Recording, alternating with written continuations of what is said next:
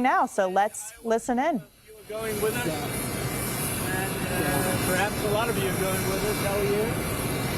And we have a very big crowd, so it's going to be a lot of fun. And we're sort of celebrating like the biggest bill of its kind ever signed. And it's going to make this country into a rocket ship. It's going to be really great. Mr. President. He met with a lot of House Republicans yesterday. What got them to yes?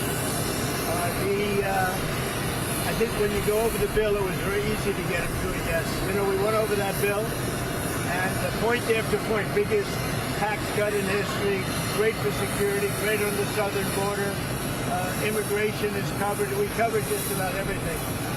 Again, it's the biggest bill ever signed of its kind. Mr. President. Some House Republicans that were concerned about the bill said that they had conversations with you where you made some promises.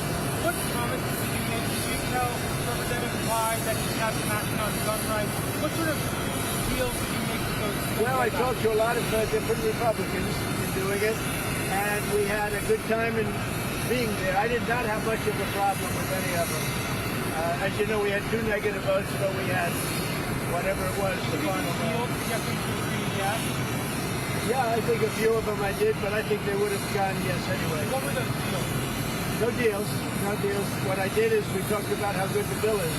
I mean, that's a deal, I guess, when you think about it. But obviously convinced them, but it was not hard. This is a great bill. This is going to be a great bill. Mr. President. Congressman Brian Fitzpatrick was one of you to vote no to the vehicle bill. Do you want to primary him too? Well, I was disappointed that he did that. There were 2 of them that voted no, so I was disappointed that he voted no. Mr. President. What call with Vladimir Putin today accomplished? We had a call. It was a pretty long call. We talked about a lot of things, including Iran. And we also talked about, as you know, the war with Ukraine. And I'm not happy about that.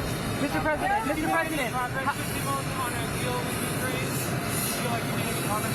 No, I didn't make any progress with it today at all. Mr. President, how much growth can the country expect from the one I think we're going to get bill? great growth. I think we'll have growth in record numbers. This is going to be something that's amazing, and everybody was watching it all over the world.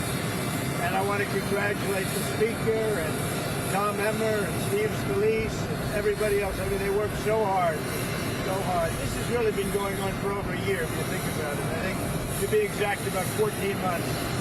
And this was the culmination, and I guess it ended a lot earlier. A lot of people thought it would end up the following afternoon. Well, it ended up late in the evening, but they were great.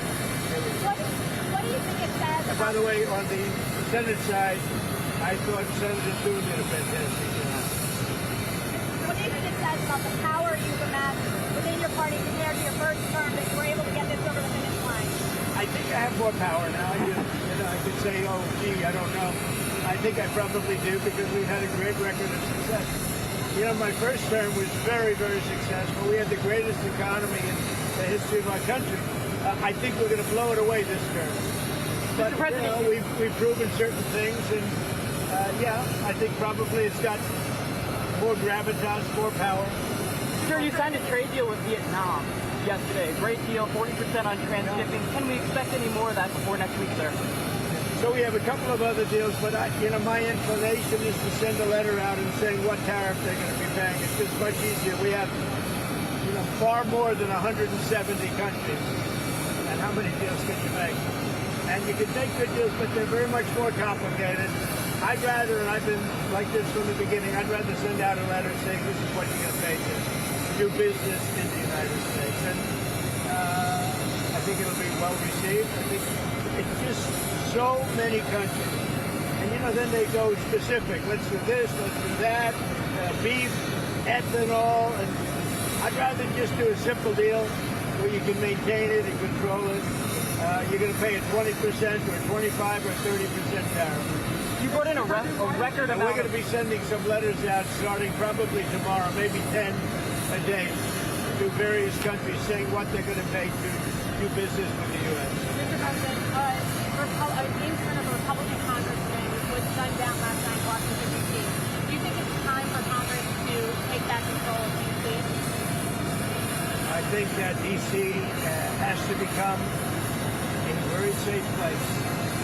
And we're not going to let anything bad happen to our beautiful DC. And we're not going to let anything bad, and we'll have something to say about it next week. Mr. President, why did you pause weapons shipments to Ukraine? Why did you pause weapons shipments? We haven't. We're giving weapons, but we've given so many weapons. But we are giving weapons, and we're working with them and trying to help them. But we haven't. You know, Biden emptied out our whole country giving them weapons, and we have to make sure that we have enough for ourselves.